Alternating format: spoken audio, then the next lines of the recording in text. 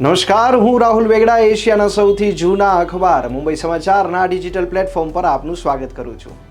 ચાલો જોઈએ આજની મુખ્ય હેડલાઇન્સ. વિદેશ પ્રધાન એસ જયશંકરે બેઇજિંગમાં ચીનના ઉપરાષ્ટ્રપતિ હાન ઝેંગ સાથે મુલાકાત કરી. ભાષા વિવાદ વચ્ચે આંધ્રપ્રદેશના નાયબ મુખ્ય પ્રધાન પવન કલ્યાણે લોકોને હિન્દી શીખવાની અપીલ કરી. મહારાષ્ટ્ર સરકારની 10% મરાઠા અનામત વિરુદ્ધ અરજી પર આજે સુપ્રીમ કોર્ટમાં સુનાવણી. રાજસ્થાનમાં ભારે વરસાદથી જળબંબાકારની સ્થિતિ સર્જાઈ છે. બુંદી શહેરમાં ભારે વરસાદના કારણે રસ્તાઓ પર પૂરના દ્રશ્યો જોવા મળ્યા. આંધ્રપ્રદેશમાં ગમખ્વાર અકસ્માતમાં 7 લોકોના મોત થયા. ટ્રકમાં કેરીના બોક્સ સાથે 22 શ્રમિકો સવાર હતા. વડોદરામાં ચાંદીપુરાના શંકાસ્પદ લક્ષણો ધરાવતી વધુ એક બાળકીનું મોત. સયાજી હોસ્પિટલમાં શંકાસ્પદ ચાંદીપુરાથી કુલ 12 બાળકોના મોત થયા છે. 19 પૈકી એક બાળકનો ચાંદીપુરાનો રિપોર્ટ પોઝિટિવ નોંધાયો. ગુજરાતમાં આજે ભારે વરસાદની આગાહી. હવામાન વિભાગે 13 જિલ્લામાં યલો એલર્ટ જાહેર. સાયના નેહવાલ અને પારુપલ્લી કશ્યપ અલગ થયા. 7 વર્ષ પહેલા થયા હતા લગ્ન.